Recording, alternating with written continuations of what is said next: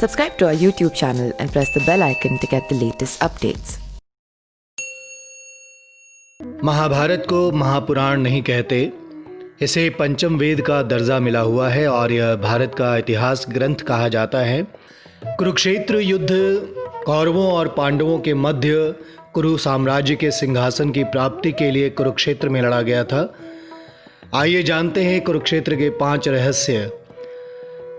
मान्यता के अनुसार भगवान श्री कृष्ण को डर था कि भाई भाइयों के, गुरु शिष्यों के और संबंधी कुटुंबियों के इस युद्ध में एक दूसरे को मरते देख कहीं ये संधि न कर बैठे।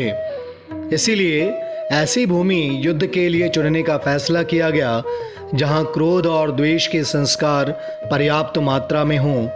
तब श्री कृष्ण ने कई दूत अनेक दिशाओं में भेजे और उन्हें वहां की घटनाओं का जायजा लेने को कहा।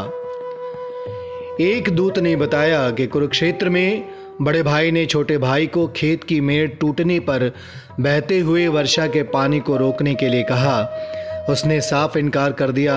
इस पर बड़ा भाई आग बबूला हो गया। उसने छोटे भाई को छुरे से मार डाला और लाश को पैर से पकड़कर घसीटता हुआ मेड़ के पास ले गया जहां से पानी निकल रहा था और उस लाश को पानी रोकने के लिए लगा दिया। इस कहानी को सुनकर भगवान श्री कृष्ण ने तय किया कि यही भूमि भाई भाई के युद्ध के लिए उपयुक्त है। दूसरी कहानी के अनुसार कहा जाता है कि जब कुरु इस क्षेत्र की जुताई कर रहे थे तब इंद्र ने उनसे जाकर इसका कारण पूछा। कुरु ने कहा कि जो भी व्यक्ति इस स्थान पर मारा जाए वो पुण्य लोक में जाए, ऐसे मेरी इच्छा है। इंद्र उनकी बात को हंसी में उड़ाते हुए स्वर्गलोक चले गए। ऐसा अनेक बार हुआ। इंद्र ने अनेक देवताओं को यह बात बताई। देवताओं ने इंद्र से कहा कि यदि संभव हो तो कुरु को अपने पक्ष में कर लो। तब इंद्र ने कुरु के पास जाकर कहा कि कोई भी पशु, पक्षी या मनुष्य निराहार रहकर या युद्ध कर कर इस स्थान पर मारा जाएगा तो वो स्वर्ग का भागी होगा। ये बात भीष्म, कृष्ण सभी जानते थे। इसीलिए महाभारत का युद्ध कुरुक्षेत्र में लड़ा गया।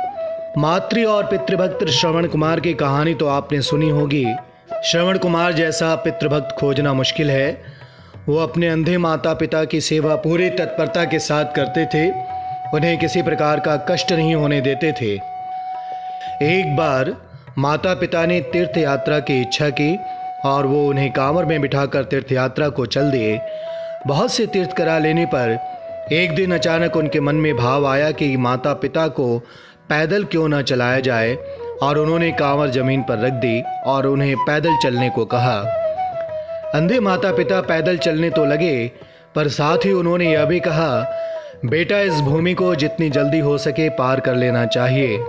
वो तेजी से चलने लगे और जब भूमि निकल गई तो श्रवण कुमार को माता पिता के साथ इस तरह का व्यवहार करने पर बड़ा पश्चाताप हुआ और उसने पैरों में गिरकर क्षमा मांगी और फिर दोनों को कांवर में बिठा लिया। उनके अंधे पिता ने कहा, पुत्र इसमें तुम्हारा दोष नहीं। उस भूमि पर किसी समय मैं नाम का एक असुर रहा करता था। उसने जन्मते ही अपने माता पिता को मार डाला। उसी के संस्कार उस भूमि में अब तक बने हुए हैं। इसी से उस क्षेत्र में गुजरते हुए तुम्हें ऐसी बुद्धि उपजी।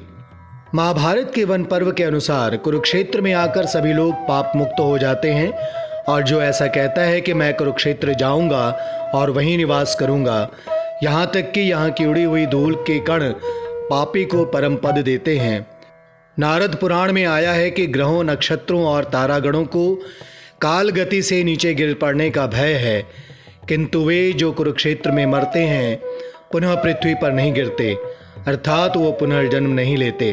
भगवद गीता के प्रथम श्लोक में कुरुक्षेत्र को धर्म क्षेत्र कहा गया है। यहाँ एक विशाल तालाब है जिसका निर्माण महाभारत काल में ही हुआ था। यहाँ एक ज्योतिसर नाम का एक स्थान है जहाँ पर भगवान श्री कृष्ण ने गीता का उपदेश दिया था। यहाँ पर ब्रह्म सरोवर, सन्निहित सरोवर, भद्रकाली मंदिर, पिहोवा और स्थानेश्वर महादेव मंदिर और पुंडरी नामक स्थान प्रसिद्ध हैं। Subscribe to our YouTube channel and press the bell icon to get the latest updates.